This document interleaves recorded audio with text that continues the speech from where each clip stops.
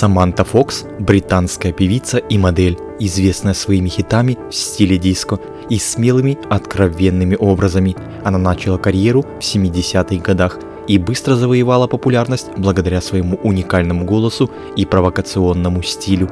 Саманта Фокс оказала значительное влияние на музыкальную индустрию и стала символом эпохи диско.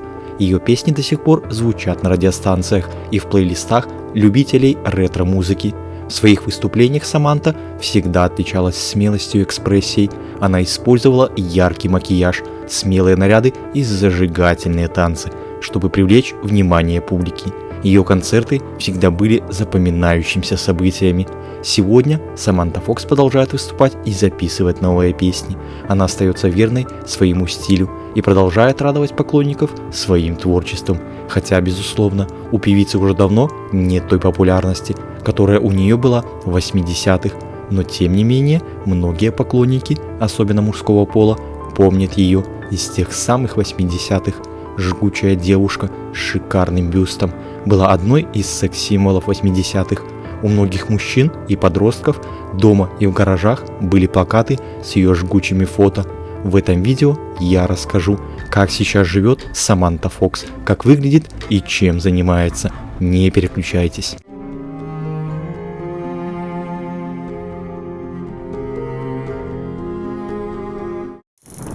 В начале 1983-го, когда Саманте было 16 лет, мать девушки отправила ряд фото наследницы в газету под названием «Люди», которая проводила конкурс начинающих моделей. Жюри оценило снимки юной Фокс, и блондинка получила приглашение на пробы для британской The Sun. Это оказалось довольно откровенное мероприятие. Фокс позировала топлес. Родители не выступали против такого формата, да и в то время по закону в британских СМИ можно было размещать пикантные фото модели от 16 лет. Позднее Саманта призналась, что осталась благодарна судьбе за такой шанс, ведь в районе, где она росла, вырваться из бедности казалось просто нереальным. До карьеры модели британка мечтала стать полицейским, но рост Фокс 155 см не отвечает требованиям отбора от 163 см. И если высоким ростом девушка похвастаться не могла, то пышный бюст красавицы стал предметом повышенного внимания публики. Став постоянной моделью третьей страницы The Sun, Саманта решила застраховать грудь на 250 тысяч фунтов стерлингов. В ряде источников сообщалось, что позднее сумма увеличилась до 1 миллиона. Помимо этого, издание Fox вскоре начало позировать для ряда мужских журналов. Публику привлекала впечатляющая натуральность форм девушки. Позднее в интервью уже зрелая артистка подчеркивала, что думать о пластических операциях нельзя до 40 лет. Сама она впервые решилась на подобное вмешательство уже после 50, сделав подтяжку шеи. В 1986 британка прекратила сниматься в газете, но спустя десятилетия вновь появилась на страницах издания. К радости подписчиков фото публиковались в виде плакатов, которыми поклонники звезды украшали свои комнаты. Тогда же знаменитость снялась для Playboy. Это оказались финальные снимки Fox в формате New. В начале 90-х разгорелся большой скандал между уже получившей популярность Самантой и ее отцом, который выступал менеджером дочери. Британка заподозрила родителя в краже 1 миллиона фунтов стерлингов с собственных счетов. В 1995-м артистке удалось отсудить у мужчины 363 тысячи. Патрика, ее отца, не стало в 2000 году, и до самой смерти он не общался с наследницей. Фотографии Саманты принесли ей узнаваемость во всем мире. На артистку обратили внимание режиссеры. Фокс появилась на экране в 90-м в американском ситкоме «Чарльз в ответе» в роли Саманты Стил, вымышленной рок-звезды. Большую популярность модель получила и в Индии. В 1995 году Фокс исполнила первую роль в болливудском фильме «Танцор рока». Там ей достался только эпизодический персонаж, но именно он и положил начало фильмографии знаменитости. Затем Саманта предстала еще в нескольких картинах, в том числе это было по-настоящему режиссера и сценариста Стива Варнома и «Матч» Майкла Дэвиса. Далее кинобиография Фокс пополнилась картиной «7 дел» и комедийным фильмом ужасов «Акулий торнадо 5. Глобальное роение». Саманта с юных лет интересовалась музыкой. В 14 лет Фокс стала вокалисткой созданной ею группы и через год представила дебютную пластинку от лейбла Lamborghini Records. В 1983 в составе коллектива SFX артистка исполнила песню «Зажигаю со своим радио». Позднее, уже сделав модельную карьеру, британка всерьез занялась вокалом. Первый сингл «Touch Me»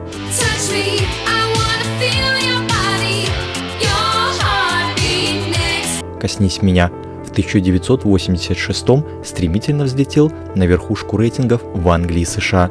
Песня стала заглавной в одноименном альбоме, за которым последовали еще 2 пластинки. Гастрольный тур поп-звезды не ограничился англоязычными странами. Концерты юной певицы с успехом прошли в Восточной Европе. В 1991 году в дискографии Fox появился новый альбом «Всего одна ночь», в котором ранние композиции обработали в стиле поп-рока. Типичным примером творчества того времени стали хиты «Ничто меня теперь не остановит» и «Я только хочу быть с тобой».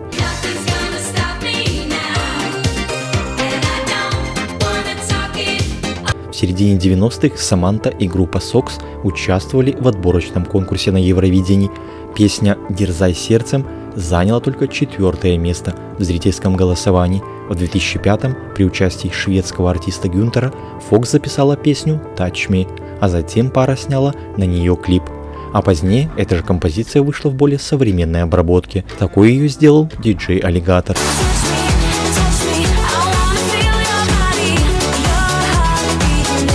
Не меньшую популярность получила и яркая композиция Fox «Boys», взлетевшая на лидирующие строки британских музыкальных чартов. Много лет имя Fox обсуждали в контексте конфликта между ней и итальянской певицей Сабриной. Обе были секс-иконами, и у каждой в своей стране имелась огромная аудитория поклонников.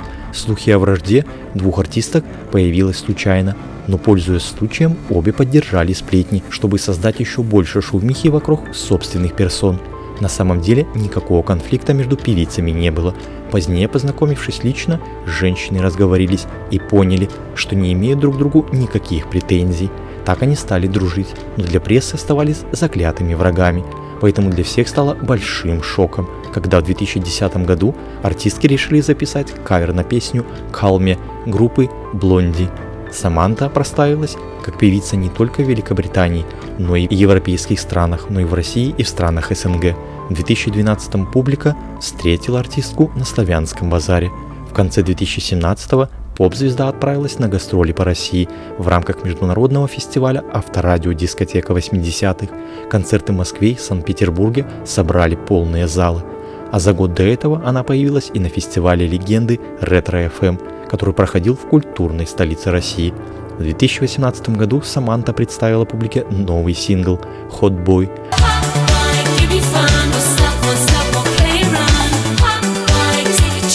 на который вскоре сняли видеоклип. В августе 2023 года Fox отправилась на гастроли по штатам вместе с Bad Boys Blue и Boney M. Концерты прошли в Бостоне, Лос-Анджелесе, Чикаго, Нью-Йорке и Сан-Хосе.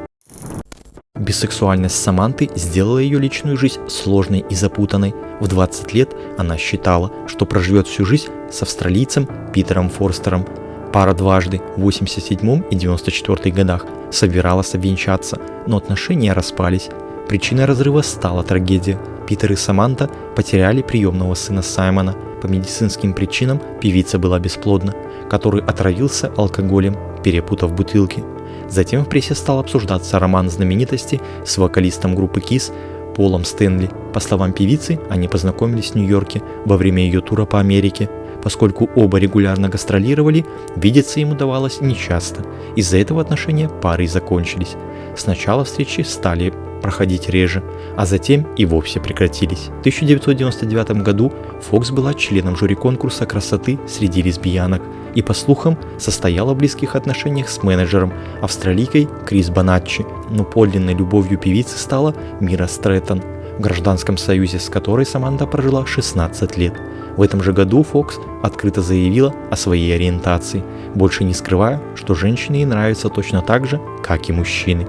В 2009 году женщины даже обручились и планировали узаконить брак, но так и не сделали это. А летом 2015 года Стрэттон ушла из жизни после 2 лет борьбы с онкологическим заболеванием. Сэм лишилась самого близкого человека в жизни. Мира была лучшей подругой и личным менеджером артистки. Дыра в сердце певицы понемногу затянулась, и уже через год в газетах появились сообщения о том, что она вновь влюбилась в женщину. Весной 2020 года Фокс объявила о помолвке со своей давней подругой Линдой Олсен. Олсен неизвестна в широких кругах, она норвежка по происхождению, от предыдущих отношений воспитывает 2 детей. Свадьба, отложенная из-за пандемии коронавируса, состоялась 18 июня 2022 года на церемонии, посвященной Евровидению.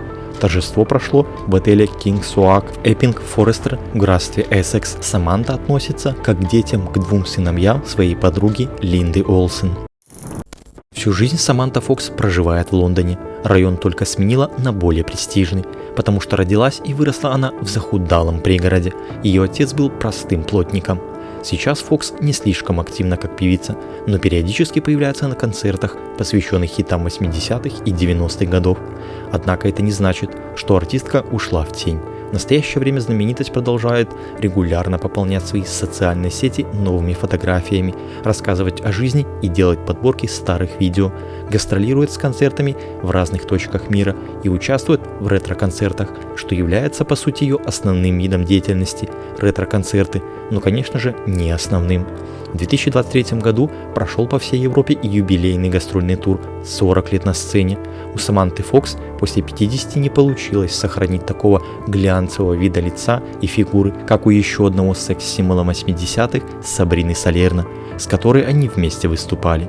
Но у нее нет ни мужа-миллионера, ни возможности вкладывать огромные деньги в свою внешность.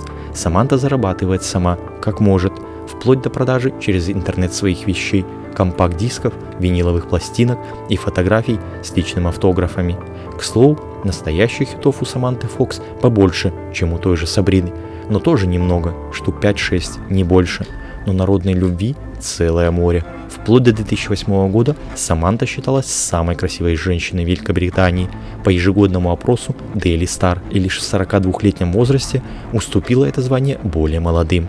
Из последних новостей из личной жизни Саманты. Саманта Фокс предстала перед судом, признав себя виновным после пьяной выходки на борту лайнера. 58-летняя женщина применила насилие по отношению к норвежке Линде Олсен, а после угрожала полицейскому выбить зубы. Инцидент произошел 3 декабря 2023 года на борту самолета British Airways во время рейса из Хитроу в Мюнхен. Во время полета у клиентки бизнес-класса Саманты Фокс, находящейся в алкогольном опьянении, возник спор с норвежкой Линдой Олсен. После того, как Саманта Фокс со всей силой стала раскачиваться на сидении взад и вперед, ударяя головой место перед собой, было принято решение развернуть лайнер обратно. К тому же один из обвинителей, Джулиана Беленфанте, отметила, что бывшая модель спорила и грубила персоналу у выхода на посадку, а также странно ходила и вела себя, невнятно говорила, и сотрудники чувствовали запах алкоголя от нее. По прилету сама участница дебоша стала оказывать сопротивление правоохранительным органам, которые выводили ее из самолета. Саманта стала угрожать полицейскому. «Я знаю, где ты живешь, и я выбью тебе зубы», — обратилась она к офицеру. Более того, бывшая модель несколько раз оскорбила мужчину и даже пнула его ногой. Полицейский охарактеризовал участницу дебоша как грубую и склонную к спорам, а также отметил, что ему пришлось выслушивать оскорбления и угрозы более 2 часов. Адвокат Саманты Фокс объяснил поведение женщины тем, что на тот момент она страдала от сильной тревоги.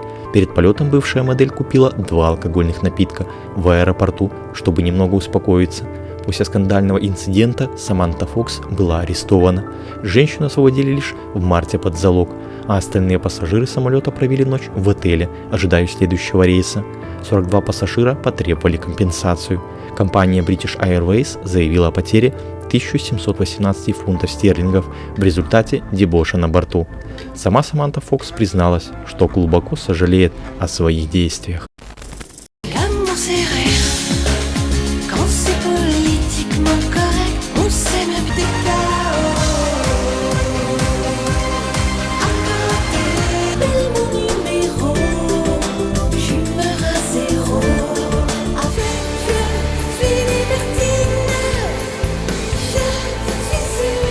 Милен Фармер – выдающаяся французская певица, чей талант и влияние в мире музыки неоспоримы. Ее песни, наполненные глубиной и эмоциональностью, остаются в памяти слушателей. С началом карьеры в 1980-х годах она завоевала сердца поклонников и стала настоящей легендой французской поп-музыки. Несмотря на свой возраст, певица идет уже 7-й десяток лет, она до сих пор поражает поклонников своей активностью, красотой и талантом. Прежде чем добиться признания, звезде пришлось пройти через многое в своей жизни. Отношения с мамой были испорчены, а личная жизнь оставляла желать лучшего. Милен до сих пор продолжает давать концерты и выпускать альбомы, не переставая работать в своем любимом и узнаваемом всеми особом стиле. Как складывался жизненный путь певицы, как она сейчас выглядит и чем занимается, смотрите в этом видео, не переключайтесь. Настоящая фамилия Милен – Готье. Она родилась 12 сентября 1961 года в тихом пригороде Монреаля в Канаде, куда ее семья перебралась из Франции на время. Как признавалась позже Милен, самое яркое, что осталось у нее в памяти о Канаде, это кленовый сироп и католическая школа Святой Марселины. А еще она помнит, как с детства стремилась отгородиться ото всех и побыть в одиночестве. В 1969 году семейство вернулось на родину, в местечко Виль-де-Авре. На тот момент Милен было 8 лет, и такая резкая перемена места жительства тяжело ей давалась. В новой школе девочке было сложно завести друзей, но позже она стала работать волонтером в больнице Гарша, и это стало ее отдушиной. Там она навещала детей с ограниченными возможностями. Позже Милен увлеклась актерским мастерством, она даже заявила маме, что мечтает попасть в кино, из-за чего хочет бросить лицей и поступить на театральные курсы. Такое решение родительница категорически не одобряла, и это стало причиной их серьезной ссоры. Родственницы держали такую глубокую обиду друг на друга, что не общались потом долгие годы. На этом этапе Милен принимает важное решение в своей жизни. В погоне за своей мечтой она перебирается в Париж. Она смогла записаться на актерские курсы и даже нашла подработку в сфере модельного бизнеса. Пока что ни о какой карьере певицы не было и речи, да и сама девушка считала свой голос крайне слабым. Самостоятельная жизнь давалась ей очень нелегко, но пути назад уже не было. Какое-то время Милен даже продавала обувь, ей едва хватало на еду. Потом она подрабатывала помощницей в стоматологической клинике и даже работала моделью в пабе. Ей было все сложнее мечтать о карьере успешной актрисы, но она верила, что ее счастье еще впереди. В 1984 году произошло знаковое событие для ее будущей карьеры. Она пришла на прослушивание к молодому композитору Лорану Бутанна, который искал исполнительницу для своей песни под названием «Мама не права». Причем он искал исполнительницу не по голосу, а по внешнему облику. В своей голове он видел девушку-андрогина на грани помешательства, с лицом жертвы. Оказалось, что Милен хорошо подошла под это описание. Когда ее утвердили, то попросили поменять фамилию, так как Готье уж слишком типичная фамилия, а его героиня не должна быть как все. Именно тогда и возник псевдоним Фармер. Выбрана эта фамилия была неспроста. Так звали голливудскую звезду 1930-х годов Фрэнсис Фармер, чью карьеру погубил алкоголь, а потом она и вовсе оказалась в психушке. Конечно, пример для подражания был странный, но эта авантюра в итоге увенчалась успехом и подарила миру прекрасную певицу с неповторимым образом. Именно с песней «Мама не права» к Милен Фармер пришла первая известность.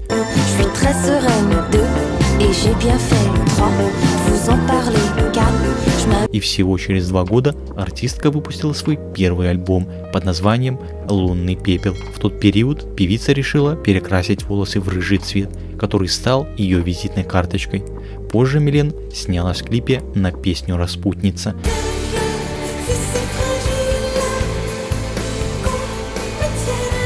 которая предстала в обнаженном виде. Во многом благодаря этому скандальный видеоролик обрел большую популярность.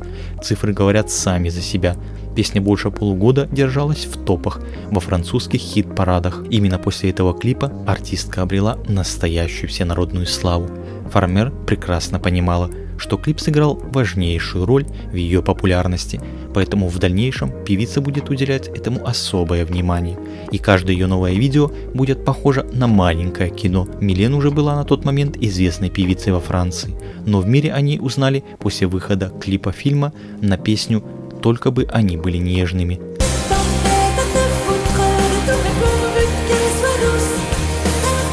Интересно, что тексты песен у певицы, как правило, вообще не связаны с картинкой. Более того, они все имеют эротический подтекст. К тому же у артистки был образ девушки не в своем уме, немного сумасшедшей, что придавало ее образу больше загадочности. У Фармер даже есть титул «Сальвадор Дали от эстрады». Казалось, поток ее креативных идей был нескончаем, и в этом можно убедиться, посмотрев ее выступление. При этом в интервью Фармер выглядела совершенно здоровым и нормальным человеком, поэтому можно не сомневаться, что ее легкое безумие – лишь образ. В 1991 году выходит ее третий альбом под названием «Ближний», который закрепляет ее славу и статус иконы французской музыки. Сингл под названием «Разочарованная»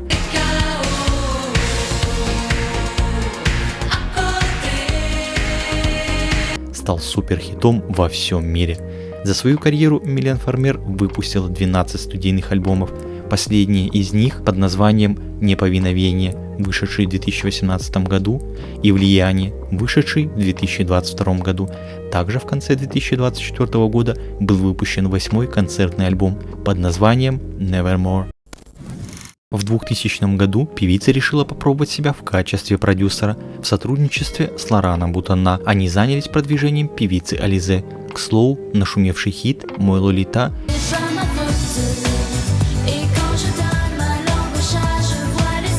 был спродюсирован именно этим творческим дуэтом. Эту песню знал практически каждый подросток нулевых. Главная идея композиции крутилась вокруг Лолиты, персонажа из одноименного романа Владимира Набокова. Вскоре Фармер, Бутанна и Ализе прекратили сотрудничество.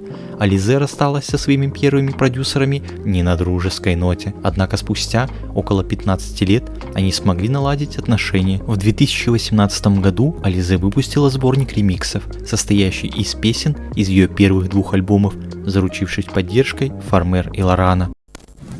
Милен Фармер никогда не была замужем, детей у нее также нет. Певица сказала так в одном из интервью о детях и семье: «Брак – прекрасная вещь, но на данный момент для меня это не самое важное. Мне не нужно это кольцо, чтобы любить. Что касается детей, я не смогу их любить. Я не чувствую в себе ни сил, ни надежд, ни способностей заводить детей. Я не могу поддерживать отношения ни с кем за пределами своей профессии.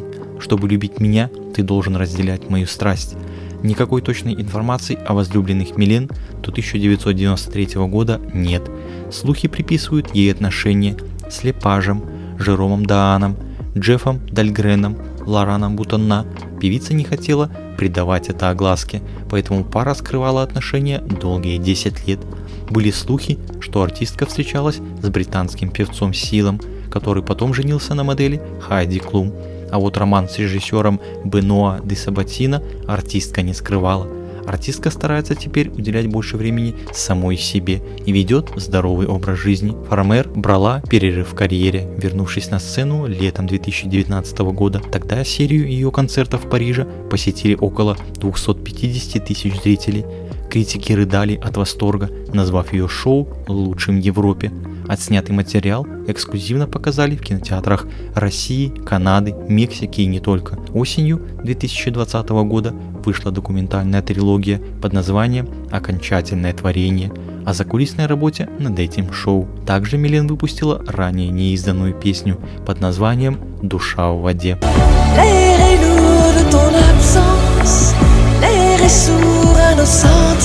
Певица в соцсетях не очень активна. Официальных страниц я не нашел. Либо странички не совсем выглядят официальными. Материал там выкладывается нечасто. На официальном сайте певицы представлена самая последняя актуальная информация о концертах, турах, любых выступлениях и иных активностях певицы. На сегодня певица продолжает активно выступать, в первую очередь как певица, но не только. Периодически выпускает новые синглы, снимает клипы, которые, конечно, не столь успешны, как проводимые певицей выступления и концерты. 17 сентября 2025 года Милен должна появиться в полнометражном фильме Яна Гозлана «Даллауэй», в котором певица сыграет роль искусственного интеллекта.